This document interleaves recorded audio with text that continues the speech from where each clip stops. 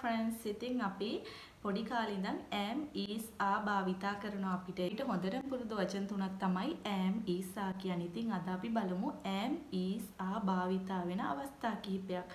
අපි හැමෝම දන්නවා am භාවිතා කරන්නේ Iත් එක්ක, is භාවිතා කරන්නේ singular nouns එක්ක, එහෙම නැත්නම් ඒක වචනත් එක්ක, are භාවිතා කරන්නේ plural nouns එක්ක, එහෙම නැත්නම් බහු වචනත් එක්ක. ඉතින් අපි බලමු අපි am is are ගන්න එක අවස්ථාවක් තමයි අපේ දැනට තියෙන තත්වය. අපි දැනට තියෙන තත්වය මොකක්ද? අපි හිතමු I'm a teacher. මගේ තත්වය, මම දැනට තියෙන තත්වය teacher කෙනෙක්. එතකොට අපිට ගන්න පුළුවන් Iත් එක්ක am. I am a teacher. එතකොට ඇය හොඳයි. ඇය හොඳ ගෑනු ළමයෙක්. එතකොට එයාගේ තත්වය තමයි ඇය හොඳයි කියන එක. She is a good girl. මම හොඳින්. I am good. වගේම අපේ ආච්චි දැන් අසනීපෙන් ඉන්නවා. Our grandmother is ill. ඉතින් එයාගේ දැනට තියෙන තත්ත්වය තමයි අසනීප. ඉතින් ඒ වගේ අපේ දැනට තියෙන තත්ත්වයක් ගැන කියන්න අපිට භාවිතා කරන්න පුළුවන් am is are.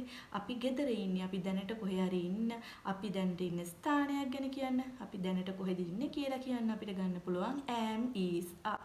I නම් am, එක්කෙනෙක් ඉන්නව නම් is, ගොඩ දෙනෙක් ඉන්නව නම් are. එතකොට අපි දැන් ගෙදර ඉන්නේ we are at home.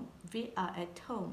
ඒ වගේම am is are භාවිතා කරන තවත් අවස්ථාවක් තමයි අපි යම්කිසි ක්‍රියාවක් කර කර ඉන්නවා කියන්න. අපි ගොඩක් වෙලාවට මේ අවස්ථාවේ කර කර ඉන්න දෙයක් හරි සිදු වෙමින් පවතින දෙයක් ගැන කියන්න අපි am is are ගන්නවනේ. ඒ කියන්නේ present continuous tense වල අපි එතකොට present continuous tense වලදී අම්මා උය උය ඉන්නවනම් mother is cooking. මම උය උය ඉන්නවනම් I am cooking. ඇය උය උය ඉන්නවනම් she is cooking. අපි උය උය ඉන්නවනම් we are cooking. ඒ කියන්නේ අපි මේ අවස්ථාවේ කර කර ඉන්න දෙයක් හරි මේ අවස්ථාවේ වෙමින් පවතින දෙයක් ගැන හරි කියන්න අපිට ගන්න පුළුවන් am is are. ඒ වගේම තවත් අපි am is are භාවිතා කරන අවස්ථාවක් තමයි passive voice වලදී. passive voice වලදී අපි am is are භාවිතා කරන අපි උදාහරණයක් විදිහට ගමු. මට බයිනවා කියද්දී අපි I am blamed by my mother every day. එතකොට මට බයිනවා හරි මොනවා හරි passive voice වලදී අපි am is are භාවිතා වෙන අවස්ථා කිහිපයක් තියෙනවා. present tense සහ present continuous tense වලදී අපි am is are භාවිතා කරනවා passive voice වලදී. එතකොට අපිට am is are භාවිතා කරන්න පුළුවන් ඒ ක්‍රියාවට ලක් වෙන කෙනාගේ මේ ඒක වචනද බහු වචනද කියලා ඒ අනුව එක්කෙනෙක් නම් is, මම නම් I එක්ක am, ගොඩ දෙනෙක් නම් are. එතකොට passive voice වලදීත් අපි am is are භාවිතා කරනවා.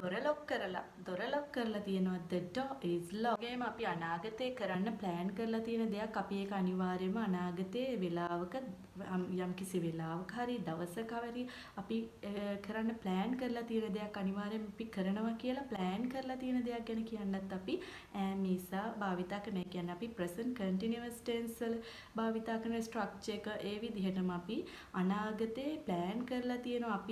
අපි හෙට ඔයාලා ගෙදර එනවා. We are coming to your home tomorrow. අපි ඔයාලා ගෙදර එනවා. මම හෙට ඉස්කෝලේ යනවා. I am going to school tomorrow. මම අද එනවා. මම එන්න plan කරලා තියෙනවා. එතකොට මම අනිවාර්යෙන් එනවා කියද්දී අපිට ගන්න පුළුවන් I am coming today. අපි ලබන සතිය හමු වෙනවා. එතකොට අපි ලබන සතිය හමු වෙනවා කියලා අපි plan කරලා තියෙනවා. අපි ලබන සතිය හමු වෙනවා. We are meeting next week. ඉතින් අපිට අනාගතේ plan කරපු දෙයක්දීත් අපිට දාන්න පුළුවන් am is are.